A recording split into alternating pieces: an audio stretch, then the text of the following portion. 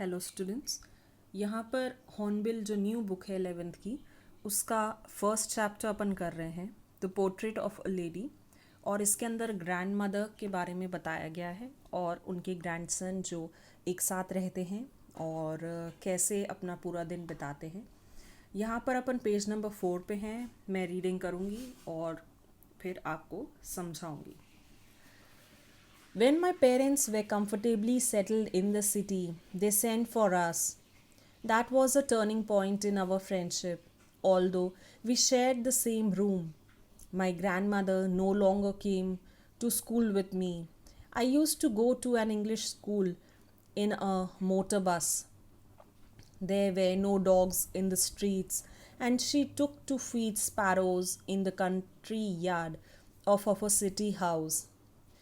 As the years rolled by, we saw less of each other. For some time, she continued to wake me up and get me ready for school. Okay अब यहाँ पर बताया है कि जो उनके parents city में अच्छे से सेटल हो गए थे, तो उनने ग्रैंड मदर और जो ग्रैंडसन था उनको बोला कि आप सिटी में आ जाइए और उधर पर आप अच्छे से रहे हमारे साथ। अब टर्निंग पॉइंट इसलिए था क्योंकि इसमें अब रिलेशन में कुछ चेंजेस आने वाले थे। रिलेशन तो वही था कि वो ग्रैंडसन था, वो ग्रैंड मदर थी, मगर अब चेंज ये आने वाला था कि वो बिज़ी होने वाला था बच्चा, और ग्रैंड मदर ज़्यादा उस पर इतना ध्यान नहीं दे पाएंगी क्योंकि वो अपना अलग करेंगी। तो यहाँ पर कुछ चेंजेस आने वाले थे। और अब ये हुआ कि जो बच्चा था वो मोटर बस में स्कूल जाने लगा। ग्रैंड मदर उसे स्कूल नहीं छोड़ती थी, वो एक इंग्लिश स्कूल था। और पहले जो डॉग्स को ये लोग फीड करते थे, वो डॉग्स को फीड करना बंद हो गया क्योंकि इधर कोई डॉग्स नहीं थे।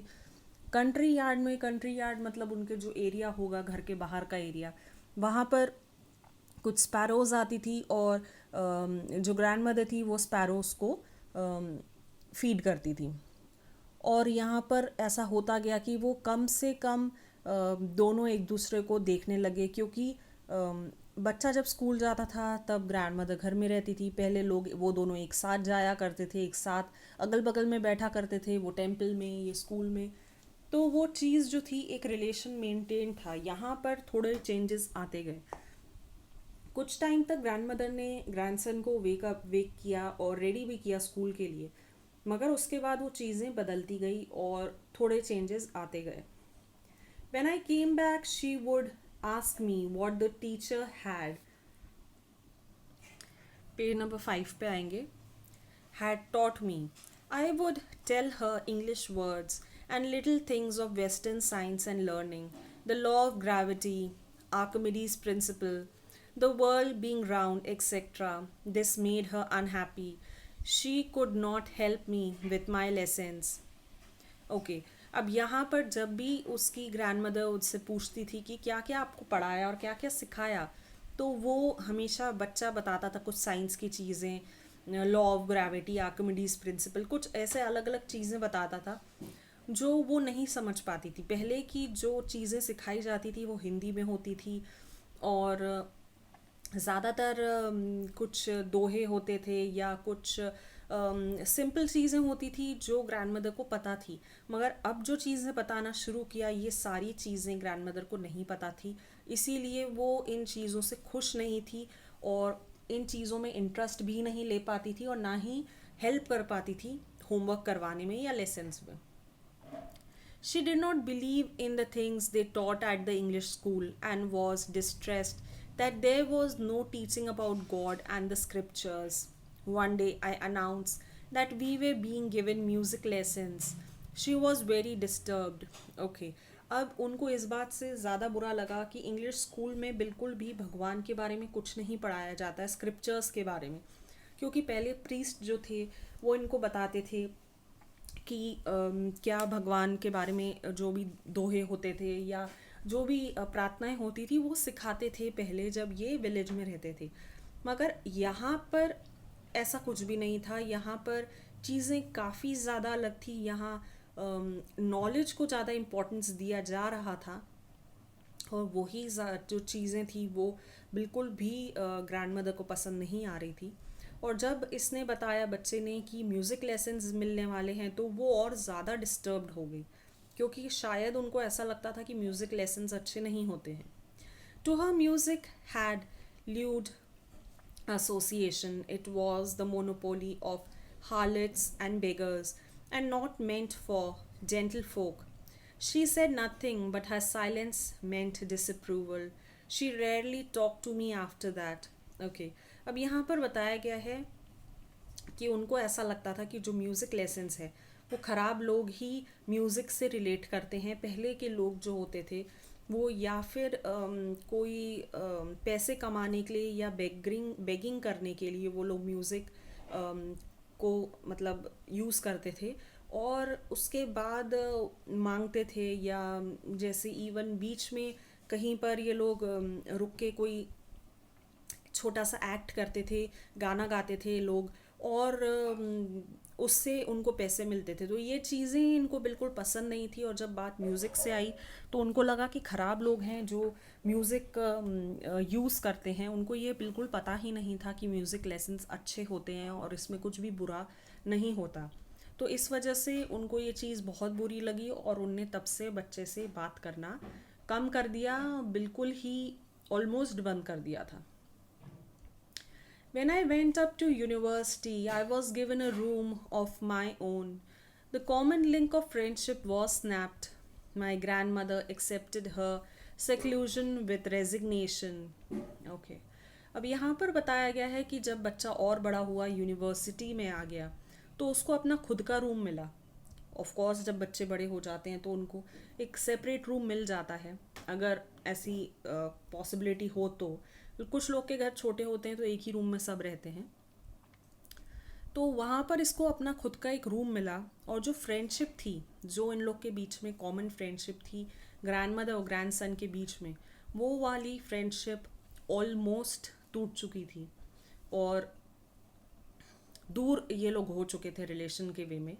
और ग्रैंड मदर ने भी ये बात बिल्कुल एक्सेप्ट कर दी, और अकेलापन अपना लिया बिल्कुल आराम से, खुद के ही मतलब उनने इस चीज़ से रिज़ाइन कर दिया. जो एक फ्रेंडशिप थी, एक बॉन्ड था, उससे खुद से ही रिज़ाइन कर दिया, और उन्होंने एक्सेप्ट किया कि हाँ मैं अकेली हूँ और अकेले ही रहूँगी, मैं कुछ नहीं कर सकती, या इसके लिए कोई सल्यूशन नहीं है. ऑफ कोर्स सी बात है, बच्चा बड़ा हो रहा है, अकेला रहेगा, उसकी अलग पढ़ाई होगी, अलग दोस्त होंगे, तो इनसे बातें भी कम हो गई थी, और ये चीज़ इनने एक्सेप्ट भी कर ली थी. She rarely left her spinning wheel to talk to anyone. From sunrise to sunset, she sat by her wheel spinning and reciting prayers. Only one in the afternoon she relaxed for a while to feed the sparrows. अब यहाँ पर बताया गया है कि वो पूरे दिन सुबह से शाम तक स्पिनिंग व्हील करती थी, मतलब एक व्हील था जिसको स्पिन करती थी.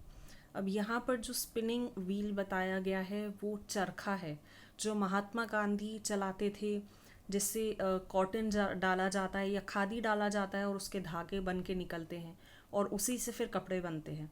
तो वो वहाँ पर यही करती थी, क्योंकि वो इतनी एज की थी तो ऑफ कोर्स वो कोई खाना नहीं बनाती थी या साफ़ सफाई नहीं करती थी, क्योंकि जब उनकी उम्र थी उनने वो सब कुछ कर लिया था. अब उनका आराम का वक्त था.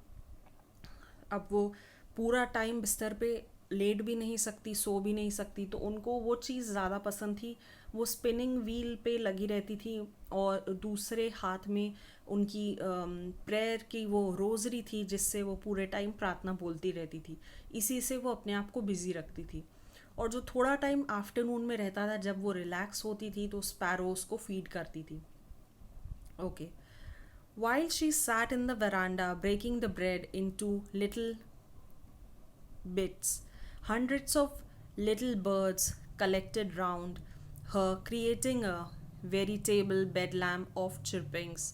Okay, अब यहाँ पर बताया है कि जब भी वो बैठती थी वेरांडा में और ब्रेड तोड़ती थी, वेरांडा इज़ जो घर के बाहर का एरिया रहता है, जो खाली एरिया रहता है, जहाँ पर लोग जनरली बाहर बैठते हैं, लोगों को देखते हैं और रिलैक्स करते हैं. तो वहाँ पर बैठ के वो ब्रेड तोड़ा करती थी, जिससे जो स्पैरोज़ हैं उनको ब्रेड फीड कर सकें या उनको खिला सकें। तो वहाँ पर बहुत सारी चिड़ियाएँ एक साथ आ जाया करती थी। और यहाँ पर वेरिटेबल बेडलैम ऑफ चिरपिंग्स का मतलब है जो एक नॉइस क्रिएट होती थी, एक कन्फ्यूजन होता था बिल्कुल। बहुत सारी स्पैरोज आ जाती थी और सब अलग अलग सुर में अपनी मतलब आवाज़ें निकालती थी, तो सब एक कन्फ्यूजन नॉइस सा हो जाता था। मगर वो उनको बहुत पसंद था, क्योंकि वो ही एक दोस्त उनके पास था जो जिससे वो अपनी सुख दुख शेयर करती थी। वो उस वक्त भले कुछ ऐसे बात नहीं करती थी, बट वो उनके साथ बैठ के रिलैक्स होती थी और उनको वो चीज़ सबसे ज़्यादा पसंद थी। अक्सर अपन कुछ चीज़ों से रिलेट कर लेते हैं, अपन कुछ चीज़ों से कनेक्ट हो जाते हैं, और वो स्पैरोज से कनेक्टेड थी। जैसे पहले वो डॉग्स को, स्ट्रे डॉग्स को फीड करती थी, यहाँ पर वो स्पैरोज को फीड करती थी।